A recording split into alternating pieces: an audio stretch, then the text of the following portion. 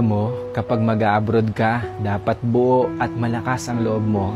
Dahil kung hindi rin lang buo at malakas ang loob mo, huwag mo nang ipagpatuloy pa. Kapag nang ibang bansa ka, dapat kaya mong lahat dahil marami kang kalaban doon sa pupuntahan mo. Nariyan ang lungkot dahil mapapalayo ka sa pamilya mo. Isa yan sa pinakamalakas na kalaban na pwedeng umatake sa'yo. Nariyan din ang takot.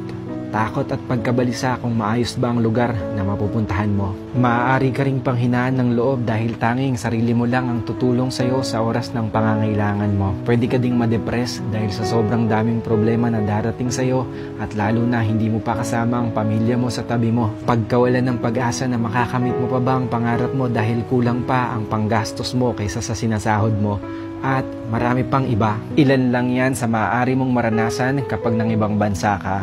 Pero dapat kapag nag-abroad ka, kaya mong magtiis at magsakripisyo para sa pangarap mo. Kaya mong indahin ang lahat ng lungkot para sa pamilya mo. Kaya mong kainin ang pride mo kahit na alam mong iba ang trabaho na madadatnan mo sa pupuntahan mo. Kaya mong magtiyaga ng matagal na panahon para sa mga minamahal mo. At kaya mo dapat makibagay lalo na't iba't ibang klase ng tao at nasyonalidad ang makakasalamuha mo. Kapag nag-abroad ka, lahat ng feelings ay mararamdaman mo.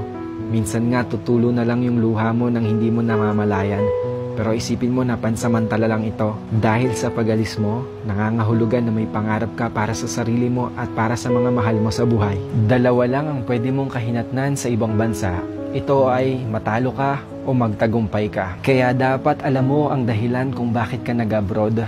Hindi yung sinubukan mo lang dahil kung may dahilan ka, mas malaki ang tsansa na magtagumpay ka. Ang salitang abroad, masarap pakinggan lalo na sa mga taong hindi pa nakakaranas nito dahil ang nasa isip nila ay kapag nasa ibang bansa ka ay mapera ka o parang tumatay ka ng pera. Hindi porkit nag-abroad ay mapera na. Pagod at hirap ang katumbas ng bawat dolyar na iyong kikitain sa ibang bansa. Kahit sobrang nakakapagod, basta ang pamilya mo ay iyong mataguyod at mabigyan mo ng buhay na maginhawa kahit kapalit pa nito ay pangungulila. Kapag nasa abroad ka na, sobrang daming pagsubok ang iyong haharapin.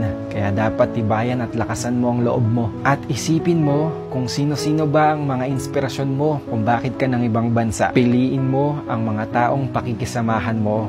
Yung mga tao na magtuturo sa'yo kung papaano maging mabuting tao. At higit sa lahat, huwag mong isipin na mag-isa ka at huwag kang matakot dahil kasama mo palagi ang Diyos. Kayang-kaya mo yan. Kinaya nga ng iba eh. Ikaw pa ba?